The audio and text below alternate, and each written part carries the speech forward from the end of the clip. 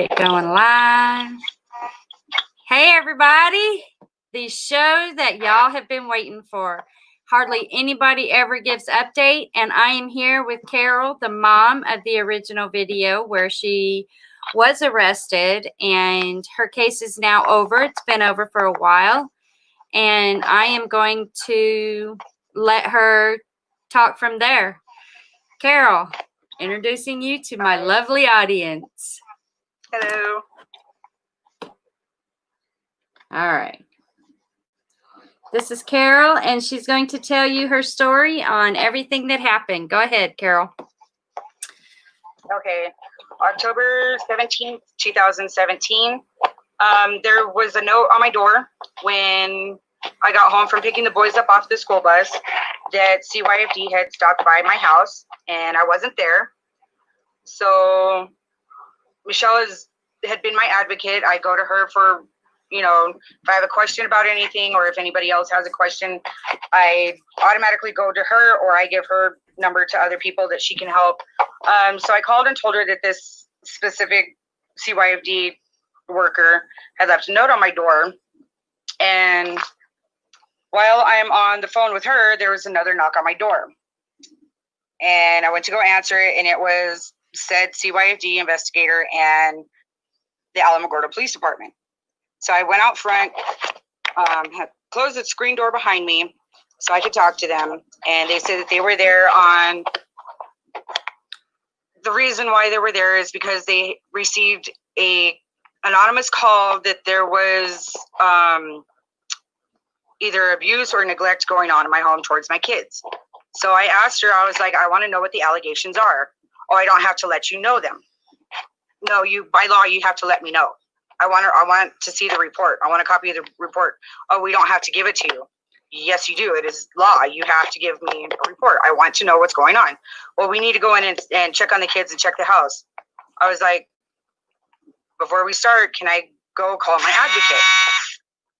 And so the officer gave me permission. So I went back in my house, closed the door, locked it, called my friend that was supposed to pick me up so she could go.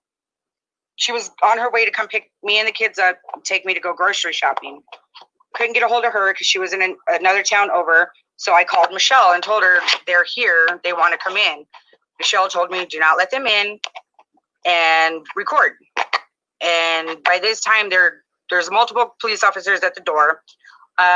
One of them is threatening, like physically threatening to kick my door down. And because I had the chain lock on my front door, I opened it. So it opened up about that much, so I could see the officer. The boys were already crying. They didn't want me to go outside. And they're telling me, if you don't open this door, we're going to break the door down. And I told them, I live in public housing. Are you going to pay to having a new door put on? They're like, no, we're not. We don't have to. But we're going to break this door down if you don't come out. And by this time, my kids are crying. I'm freaking out. I'm telling Michelle, I'm going to go out there. So I tried unchaining the door, and one of my twins was latched onto my leg. The other one's standing behind the door, screaming and crying, freaking out. And I told her, I'm just going to be outside. Mommy's going to be okay. I'll be right back. So I go out front, and I had the speakerphone. I'm holding it like this, and trying to speak to them, and a police officer grabbed my wrist, yanked me out of the rest of the house because I was standing in the doorway, yanked me out onto the front porch. Three male officers tackled me on my front porch. We fell over a side table, my antique rocking chair that I had, and another table that I had that the kids would play with their toys on the front porch. And by that time, my PTSD had kicked in. Usually it's either fight or flight, or, you just freeze. So I froze, locked up. They couldn't get my hands behind my back. So they wrenched my shoulders to make me compliant, put the handcuffs on me. They told me to sit down. And one of the officers is telling me, you're not under arrest, you're just being detained. I do have bipolar 1, PTSD, ADHD, manic episodes and borderline personality disorder. At this point in time, I'm absolutely freaking out. I don't know what's going on.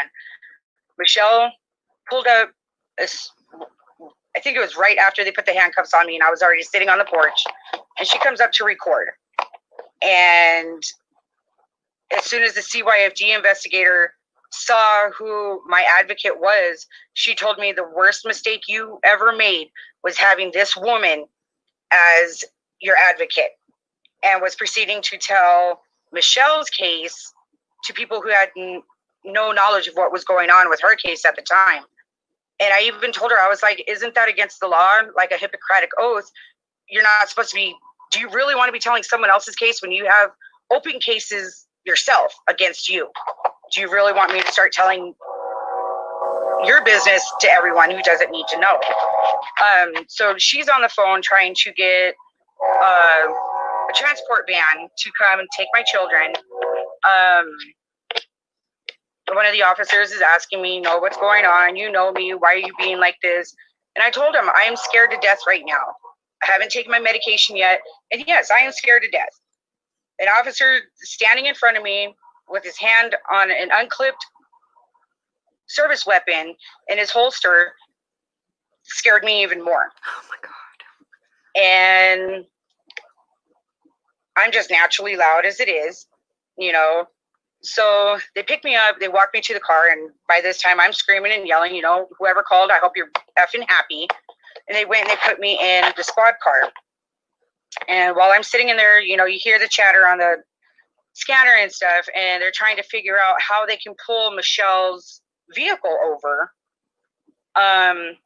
because they want to see if they can arrest her for anything for standing there recording, which is your Second Amendment right. So I went to jail.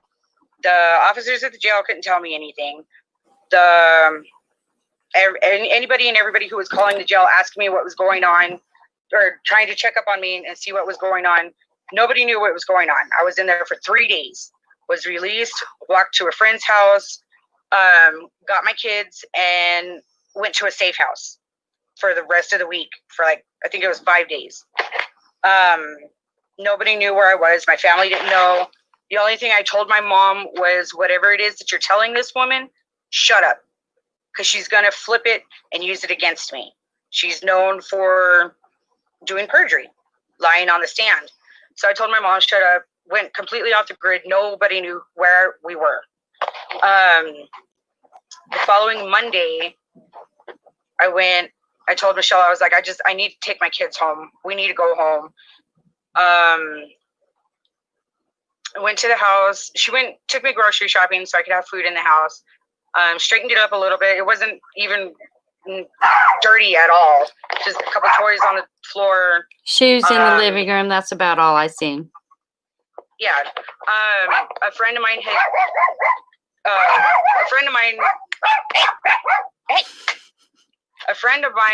and I were in a car accident a couple weeks earlier.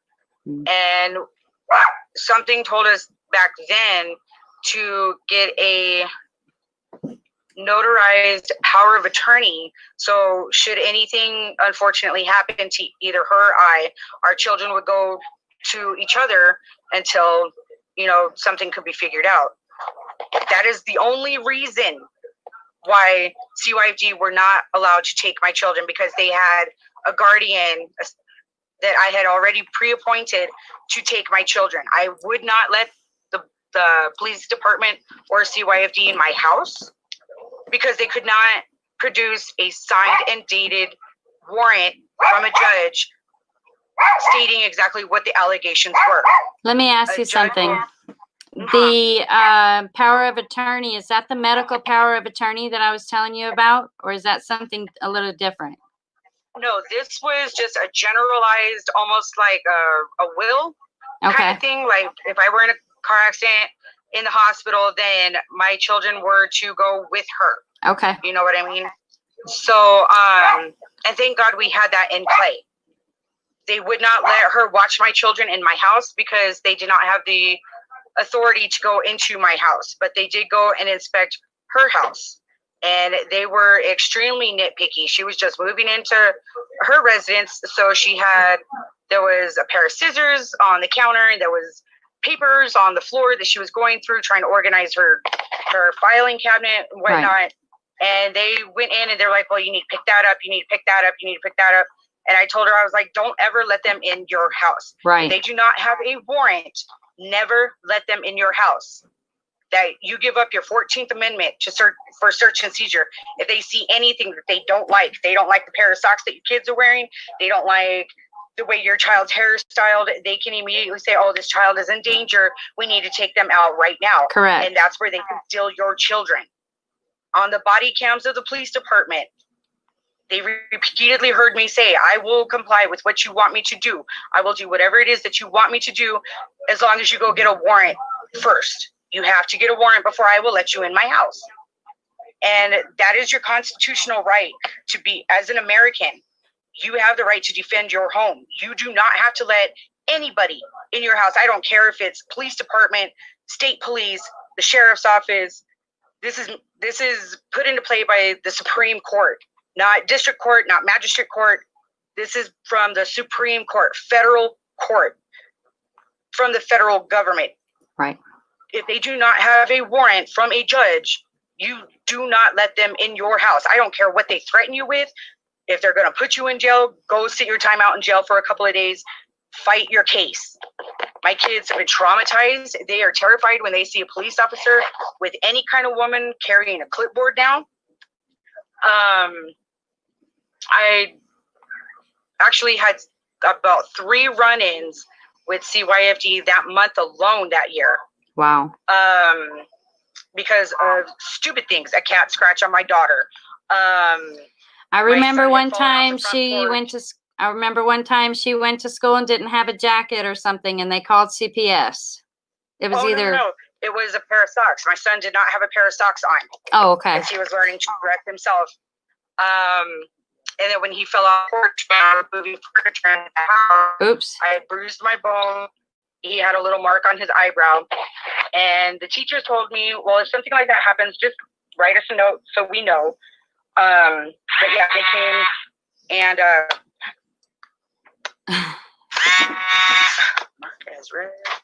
sorry about that. Just let us know what's going on. I took it to court. When I was finally able to get a jury for the jury trial, my charges were resisting arrest and obstruction of a CYFD investigation. The DA offered me a plea deal. If I pled guilty to obstruction of justice or obstruction of a CYFD investigation, then they would dismiss the resisting arrest, and vice versa. If I pled guilty to resisting arrest, they would dismiss the obstruction of a CYFD investigation. I told my public defender, no deal. My public defender was amazing. I don't care what anybody says. My public defender was an amazing lawyer. He helped me get through this. He kept me calm. I had a panel of 7 men. We went through, everything that went through. The jury deliberated for an hour, and I was acquitted of the resisting arrest and obstruction of a CYFD investigation because I stood my ground. I knew what my constitutional rights were, and just because they brought the police department to try to intimidate and threaten me, I stood my ground. And I told them, my first job as a parent, as a mom, is to love and protect my children. But how do you protect your children when the people that are supposed to protect them are intimidating and threatening their mom? I stood my ground and I stood up to them. And after everything was said and done, I still gave my arresting police officer a hug. And I told him, I am sorry that it had to come to this, but I had to stand my ground, and I know I didn't do anything wrong. Correct. My job was to protect my children, and that's what it was. And what do you think, what's happened since? Has CPS been involved or? No. When we moved into our new house, my other half was in the basement dealing with a circumstance that one of my children had created, and I was doing the closing paperwork for the housing authority. I get a call from the same arresting officer saying that my children were out front playing in the water because it had been raining. They were playing in the water, and somebody called to do a welfare check. You're kidding. And he was trying to get a hold of my nephew.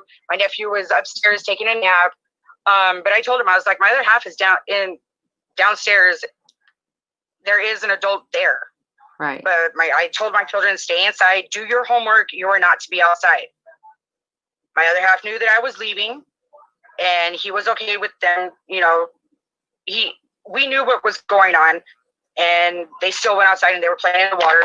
But as soon as the officer found out who I was, I told him, my other half is there. I'll call him, tell him to go up and meet you. They ran his information. They were like, you know, just make sure they stay in the house, blah, blah, blah. Someone was just worried. That was it. So with your experiences, what do you think helped you the most? Like, I know there's several things. Standing up for myself, for knowing the Constitution, for knowing my rights as an American. Just because someone shows up with a police officer and they're threatening you and intimidating you, I was scared shitless. I'm sorry for the language. I was scared out of my mind. I was scared that my children were going to be taken away from me. But I also stood my ground, and I wasn't going to budge for anyone. If they don't show you a warrant that is signed by a judge, you do not have to let them in your house. And that's what saved me on that one. There was nothing wrong with the house. The kids were clean. We were getting ready to go grocery shopping. But so yeah, you recommend knowing your rights, specifically your First, Fourth, Fifth, and 14th Amendment, correct? Yeah. Okay. Know them, follow them, encourage anyone and everyone that you know to learn the Constitution and to practice it all the time, at all times. I've unfortunately told people on the police force out here that, they may have been trained to assist in CYFD investigations, but they have not been trained properly. They do it to the best that they've been taught, I guess, but it's not right. They're following emotion and not law. Yeah. Yeah. And I don't know if it's because they're antsy for some action, or they know that I'm hard-headed, that I'm stubborn, that I'm feisty. But you can do what you want to me. You're not taking my children. And that was the stand that I knew that I had to take. Excellent. Excellent. All right. So I do have you, I got to get my glasses though. I have you on my live stream. So this is a live video. I'm not sure if you want to take questions. Do you want to take questions? Just a couple, I guess. Actually, I'm not even sure if you would, I'm not even sure if you would know. Hi, Michelle McGuire, Forever Plumerous, Irish Eyes. Thank you guys so much for joining us. So this is Carol. She is the mom in the original video where it's entitled CPS Tries to Snatch Kids, I believe it's called. And something like that, yeah. She's now Forever Plumerius. I'm not really sure if she would know the answer to that. She said, what should I do? The judge already allowed my ex-husband to sign adoption papers. We hadn't gone to trial yet. Keep saying, I believe my daughter, but no one's writing it down. I'm not real sure. Unfortunately, a lot of times what you're going to run into is a lot of lawyers, police officers, judges. All of their palms are greased by CYFD. Yes. And they do whatever they can to traffic children. Yes. If you have an adoptable children, you are at a higher risk of having your children taken. If you live in housing, you have a higher risk of your children being taken. If you're on food stamps, there's another risk. If you are a single parent and struggling and you go in and ask for help, that's another risk. It's unfortunate. There are services out there for you, but it's unfortunate CPS is going to get involved. So you need to try to do this on your own as much as possible without governmental involvement. Sorry. So, and if the state that you live in, look into the laws, into what's admissible. Where I live, it is a one-party state, meaning you can record, you can video record, audio record without having to let the other party know that you are recording. And most of the time it is admissible in court. This is why the police department wear body cams, for their protection. I'm a firm believer in the body cams. I'm a firm believer in surveillance recording. Do it. Yes. Definitely do it. Because you never know when you can save your butt. Right. And if you're in a one-party state, don't let them know that you're recording, because as long as they don't know, they're going to continue to act menacing and intimidating and threatening. Yes. But if you tell them that I'm recording this, they're going to change their tune real quick. So you want to catch them in their natural, their natural asshole ways, basically. Know your rights, know the law, learn it, and let other people know. So many people I've either given Michelle's information to, or I've called her to get information of what's going on to help them, because I don't want to see what happened to Michelle happen to anybody else. Thank you so much. Thank you so much for telling your story. I know a lot of people watch your videos and they're angry about it, and can't believe this is happening. I've read a lot of the comments. For a while, I stopped reading it because I was getting so depressed with the trolls that were on there, talking about the condition of my front yard, the toys. I'm sorry, my kids play with toys. They play outside. My kids don't have video games. I have my children play outside. So yes, we had not picked up the toys. Right. It was in fall, but the condition of my front yard shouldn't matter. It doesn't. My children are happy, healthy. They're in school. They're in a safe environment. And as a parent, that's your job. That is what you have to do. Feed them, shelter them, love them, and protect them. Correct. And don't let anybody else tell you that you're doing it wrong. There is a fine line between discipline and abuse. Yes, I know that. I know that personally. Mm-hmm. Don't be afraid to discipline your children, but make sure it is a learning experience. And as long as you're doing that, and when you go and lay your head down at the end of the night, and you can ask yourself, did I do right by my child? And you can honestly say, I think they learned their lesson. I think I made my point clear. And it comes, that they did learn their lesson, then you know what? You did your job as a parent. Whether you're a single dad, single mom, foster, step parent, it doesn't matter.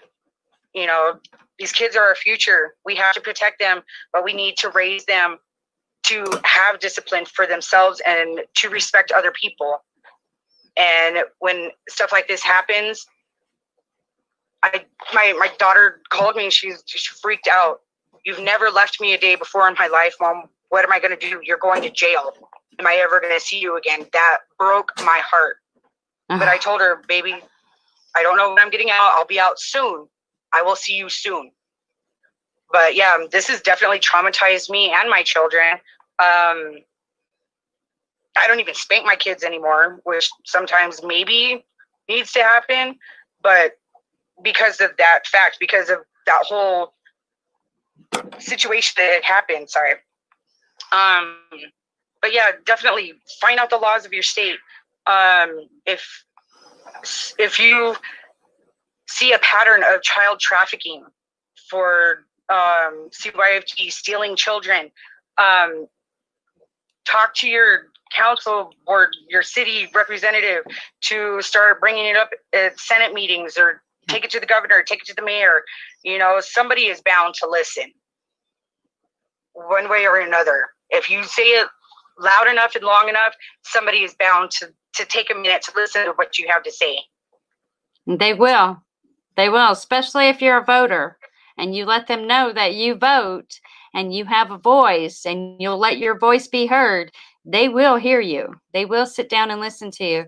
I was able to talk to a senator, a congressman, a couple of council members, and they will listen. And the more people that talk, the more parents that get out there and speak about it and talk to others about what is going on with CPS. This is criminal. This is criminal.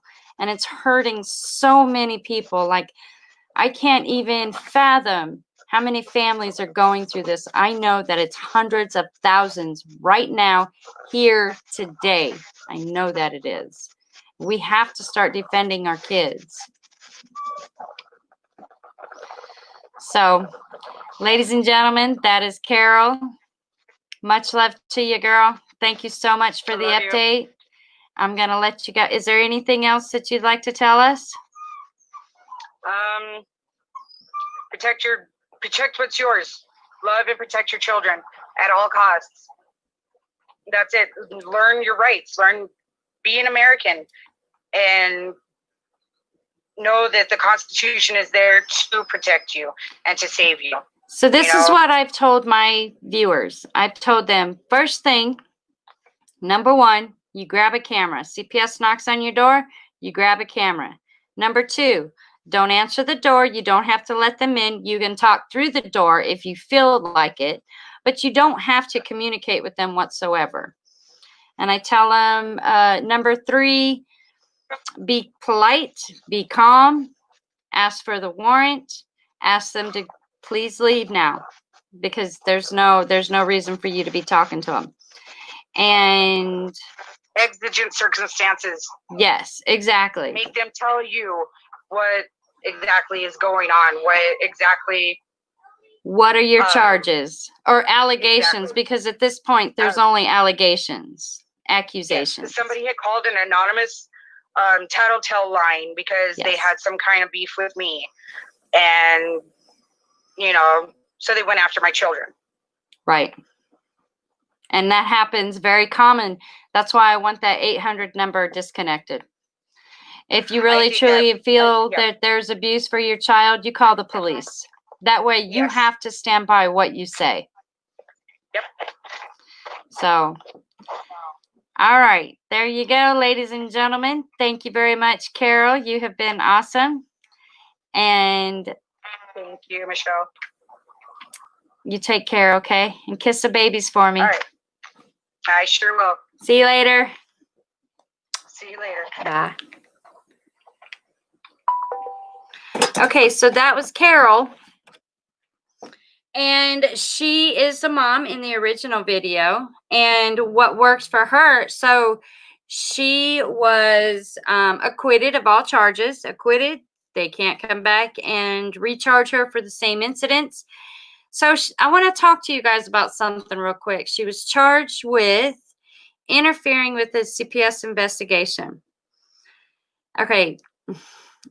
So our Constitution says we do not have to assist in a criminal investigation against us.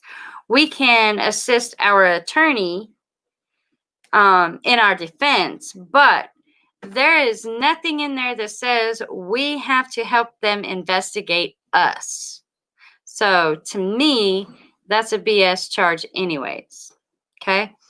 So I want you guys to look up the 14th Amendment, because the 14th Amendment is something that all parents need to get acquainted with. Originally, now I was told originally the 14th Amendment was for when the slaves had babies, They needed the 14th Amendment to be able to keep their children.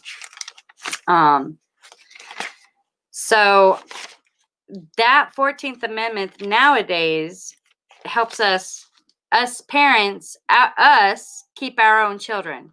Okay. So I want you to look up the 14th Amendment and read it, memorize it, and stop allowing CPS to take your kids. Protect yourself. So I'm going to go over the rules again, ladies and gentlemen.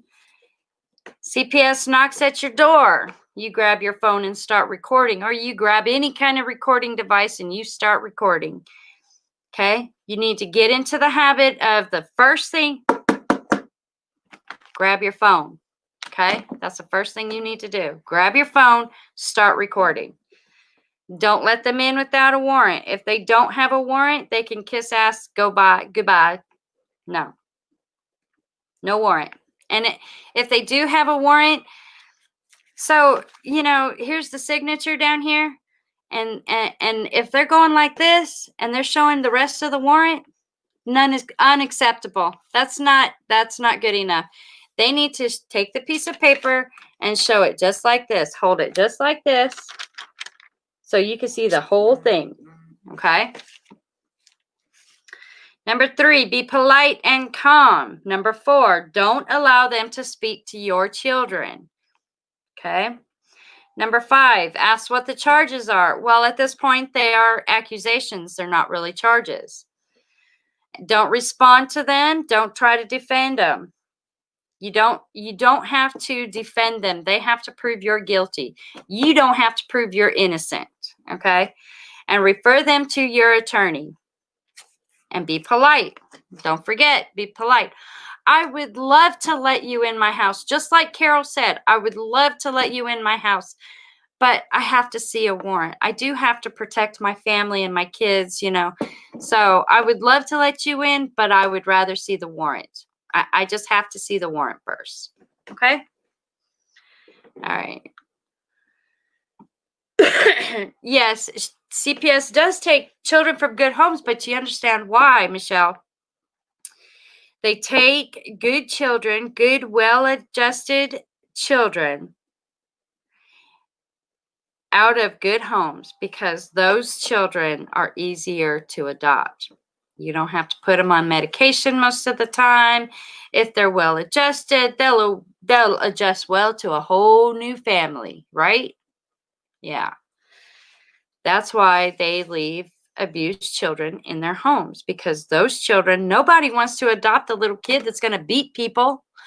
Nobody's going to want to adopt a little kid that's going to kick their siblings or kick their foster mother, or, I could think of some pretty bad things that foster kids do. Nobody's going to want to adopt those kids. So that's why they don't like to take kids that have already been abused. All right. You're right. Selling them to the highest bidder. Yep.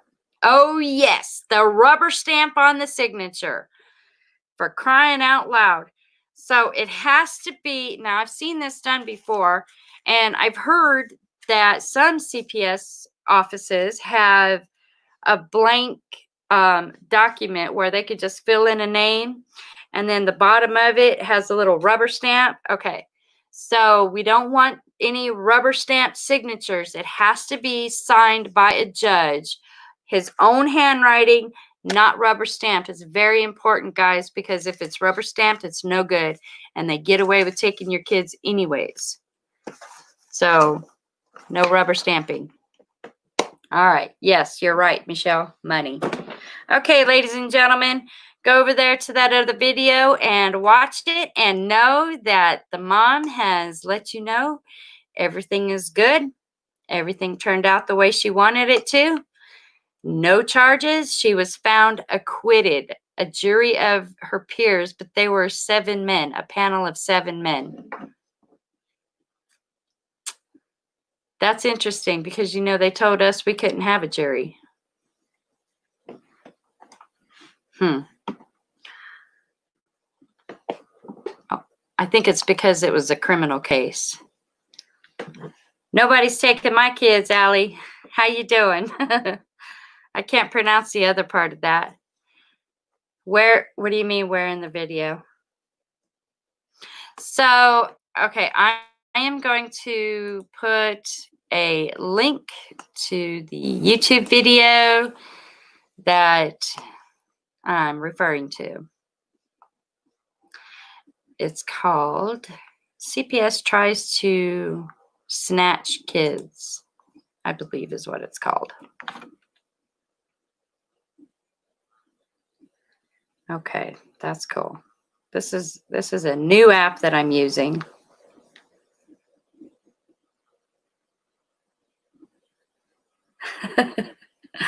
Okay, let's see here.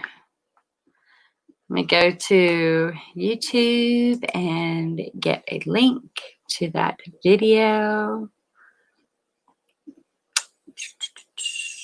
Where are you at? Oops. Okay. So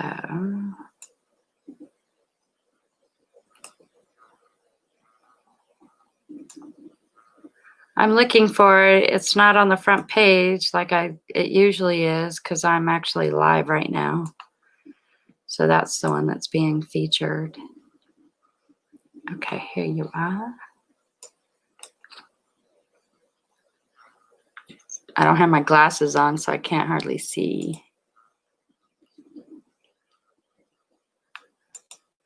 Okay. Just a minute.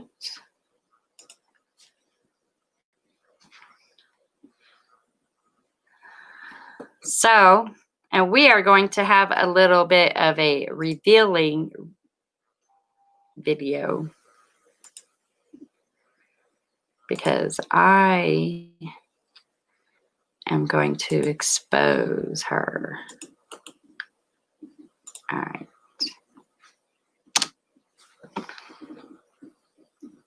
Okay. Well, thank you, Hunter. I'm so glad you joined us. I appreciate it. So in the beginning of this video, we were talking to Carol. She is the mother in this video that I just posted. And she came on to tell us all about her story.